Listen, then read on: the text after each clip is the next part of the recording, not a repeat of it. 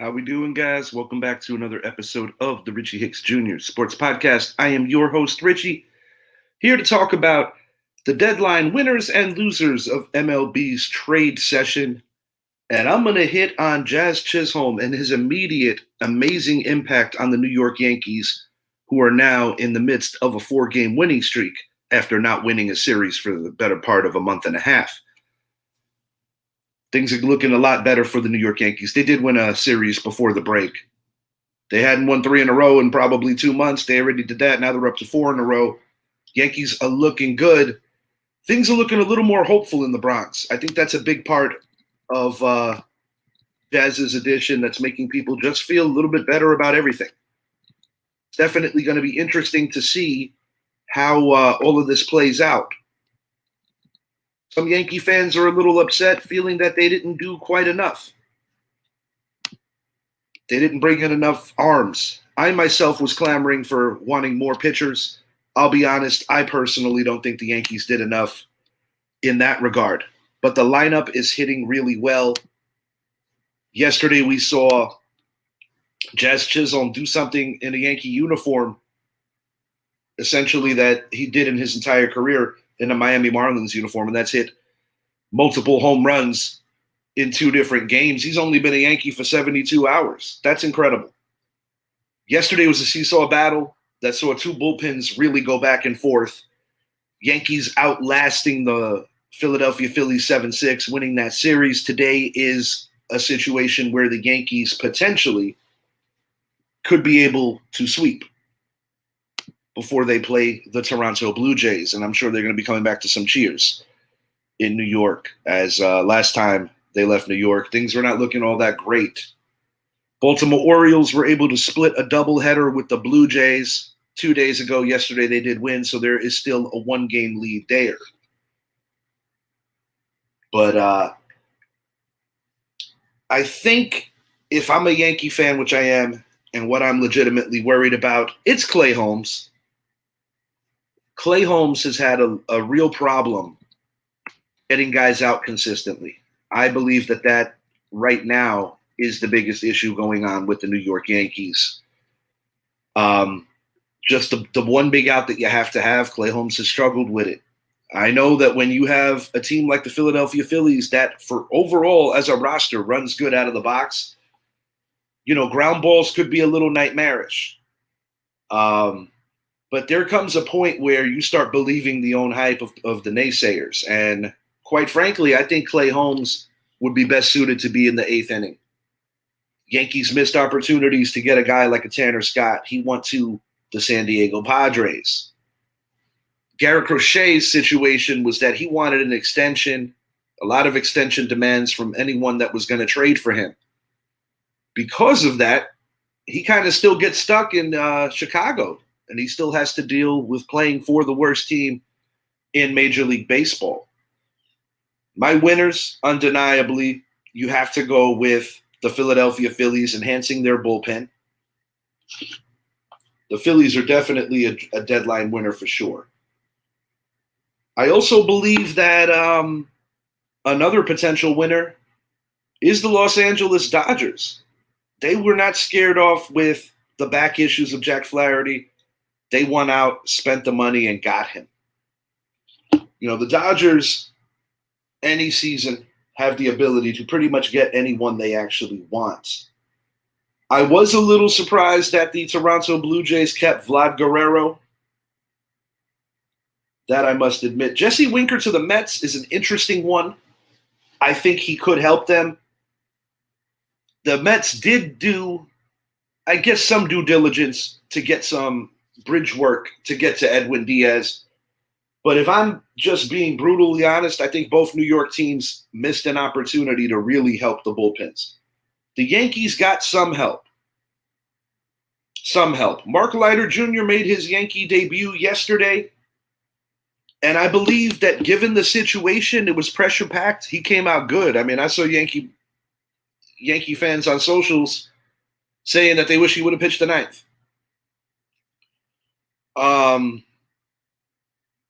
It's been weird. Tonkin, a guy who was DFA'd 3 different times this year. 2 of those times by the New York Mets.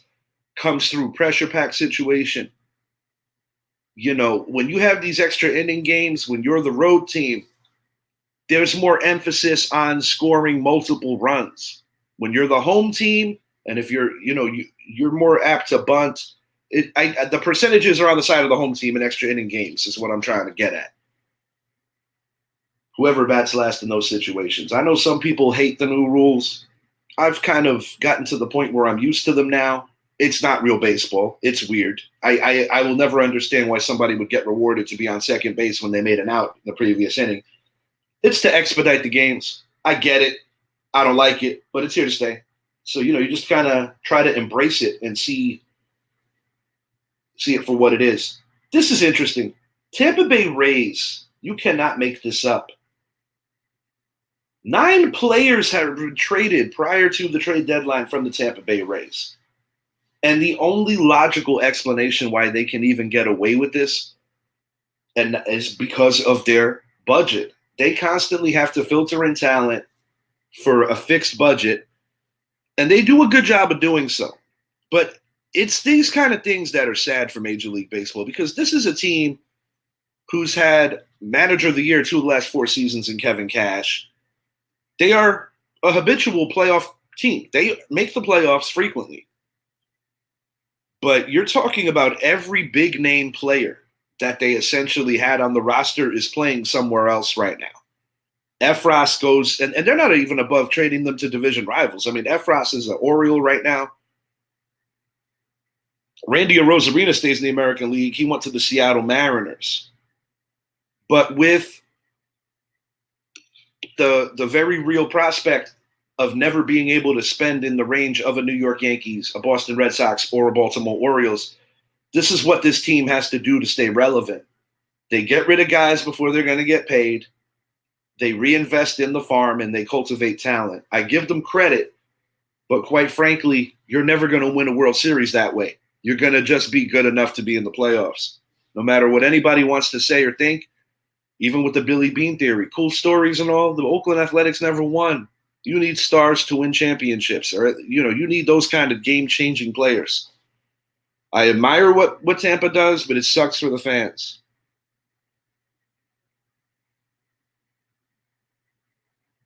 Miami Marlins, they just always sell off their teams. At least the Rays have winning associated when they blow up rosters. The Marlins cannot say the same. I mean, the Marlins, 2-time world champions, but both times they completely blew up rosters. But the Marlins have not been good in a while, and unless you want to count that pandemic season, I certainly don't. Don Mattingly got manager of the year with them, but anything that's under 100 games shouldn't even be considered a real season. And that's why a team like the Los Angeles Dodgers needs to win one, because a lot of people look at that particular season with an asterisk. I'm going to talk about my Yankees for a moment here. Then I'm going to talk about the Yankee fans. Start with the Yankee fans. A lot of baseball purists were really bothered that Jazz Chisholm was wearing his hat backwards in Fenway at the conclusion, and I emphasize the conclusion of the game, saying that he's sloppy, he doesn't look like a real Yankee, still wearing his Marlin belt, da-da-da-da-da. I don't think people truly understand the nature of getting traded in the middle of your new team's road trip and just having to catch a red eye and get right in there. Jazz Chisholm is an individual, somebody who you can see it in every step of the way, literally just enjoys playing baseball. But when I see fans going in on even upset that he stole third base because the game was essentially over, they're playing to compete. This goes back to the same thing that we talked about on the Jordan Patrick show when Fernando Tatis had a 3-0 count and went deep and got scolded by his manager. I don't like when fans, managers try to take the fun out of baseball. It's been already difficult enough for Major League Baseball to compete with the likes of soccer, the likes of the NBA and the NFL. This is the new age of baseball, the bat flips, showing pure excitement on the field. In a different era, showing up a pitcher would get you beamed, essentially beamed. Like somebody would throw at you. It's a different game now. But when I see just the overall joy that Jazz has for the game of baseball, happy that he was embraced by his Yankee teammates, and the fact that this man has hit 4 home runs in 3 games with a brand new team speaks volumes that he's going to be a big balancer of this Yankees offense. Giancarlo Stanton just came back. It's going to take him a little bit of time to get into the swing of things, so to speak. But Yankee fans, get the stick out of your ass. Be happy that we got a player that's bringing energy. And, to take it a step further, when people make certain comments about someone's appearance and things of that nature, it starts to border on something that's a little more problematic, which is, are you upset because it's not 1950? Yeah, I'm going there. It's disturbing that, you have people on social media making these kind of comments. We know that the Yankees have the no facial hair rule. Clearly, they don't have a tattoo rule. And it's just, to a level, I could understand why certain people wouldn't want to play for the Yankees for those kind of pressures. And that I understand that no man is bigger than the team, and I get all that. But I really just did not care for a lot of the garbage being flung Jazz's way. And, a lot of it just speaks on a bigger problem with other people that, quite frankly, would not say any of this stuff were they in the same room with the man. At any rate, I'm happy that we have Jazz Chisholm. I think he's an amazing player. I think he's exactly what the Yankees needed. And for a guy to just get thrown into the fire and have to play third base, a position that he's never played at the professional level, and to do as well as he has done over the course of the last 2 days against the best team in Major League Baseball, it's exciting. And I noticed that even with a guy like a Juan Soto, who last year, coming off his absolute worst year as a pro on a Padres team that was really just kind of imploding, truly just kind of imploding. I believe that when guys join teams that have a winning culture and where you're trying to put egos to the side to chase down championships, it brings out the best of the star power, but it puts a lot of the other stuff to the side. You have an Aaron Judge, American League regular season home run leader, a former MVP, a former Rookie of the Year. Juan Soto is a former world champion. You have DJ LeMahieu, 2-time batting champion. Alex Verdugo had a great deal of success with Boston. Garrett Cole's a former Cy Young award winner and world champion. What I'm trying to say is when Jazz comes into a locker room like that, or a Soto that had a bad taste of losing in San Diego, it kind of changes the perspective of a lot of guys of getting back to why they're doing this, and that's to win. That's to win. But ultimately, if the Yankees are going to make the run that I hope they make, Clark Schmidt returns to the rotation. That essentially is their deadline add-on. He was already on the roster, but he's been hurt. Nestor Cortez on the bump today. This is a huge opportunity for Nestor to make the Yankees think about things a little more. He was highly linked to being traded prior to Flaherty being turned down by the Yankees. The Yankees did not want to take a chance given his back issues and his salary. But Cortez was linked to being traded. He pitches today. Garrett Cole, general fatigue. I understand that he has a bit of a stomach bug too. The plan is that he will be pitching in the new week against the Blue Jays, later in the week against the Blue Jays. But my 5 winners wholeheartedly, New York Yankees because of Jazz. If they didn't pick up Jazz, then I would put them not as a trade deadline winner. San Diego Padres did a phenomenal job of adding to their bullpen to compensate for weak arms. I give the Padres a win there. Baltimore Orioles did everything they could do to get better. So I have to give the Orioles, probably the biggest win. And I'm going to say the Philadelphia Phillies, team that also had to give love to the bullpen. I view them as winners. There are other teams that I think could have done more that didn't, and that's unfortunate. The Milwaukee Brewers are one of them. We talk about them every year.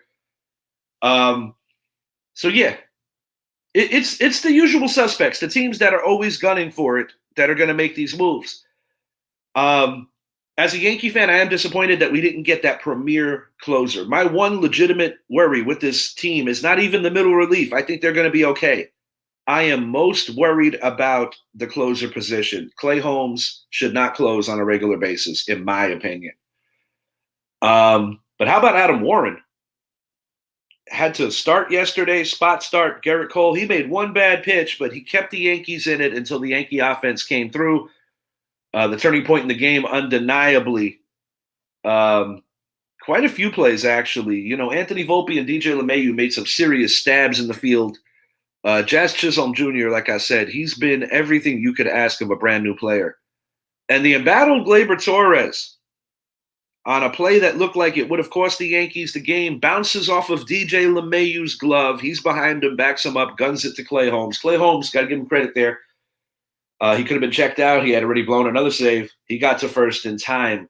It's the little plays, the hustle plays that, you know, are the difference between winning and losing. It's going to be a hell of a race down the stretch. But I think something that gets lost here is that just because you want players doesn't mean that you're willing to always mortgage everything that you have. And I think part of staying good is having a healthy balance of veteran players, but plus being able to look out of a window and say 5 years from now, these are guys that are going to replace you. We all know that Aaron Judge is going to be an outfielder forever. One day he's probably going to be a DH / first baseman. You know, Giancarlo Stanton, I don't know how much longer the Yankees intend on paying him. It's been proven that it was a bad deal. Acquiring Juan Soto was kind of a way to rectify that because they didn't wait for Bryce Harper. They gave Stanton the instant money. So we're going to see how this plays out. But as of right now, offensively, I don't think the New York Yankees take a backseat to anyone when things are clicking. It will be interesting. Anthony Rizzo will be back soon. That will be interesting, as will Jason Dominguez. So we're going to find out how this plays out. New York Mets are playing good baseball. Got to give them that too. Kind of comical seeing the New York Mets actually rooting for the New York Yankees yesterday because they are in the same division as the Philadelphia Phillies. That's a rarity, and you don't see it very often. Let me see. We're going to be doing a pre-record, more than likely, for our AFC East show because of time constraints. I didn't want to be going live when everybody's asleep. But we are doing our football previews, and they will be starting with the AFC East. Announcements to come on when we drop that, but we're going to have our man Brett coming in, probably getting roasted sideways by me, Zappy, and Idris because, you know, Brett's a Patriot fan, and the Patriots might be the worst team of football this year. Until next time, I am Richie. Thank you for hanging, and I got to run. Have a great day, everyone.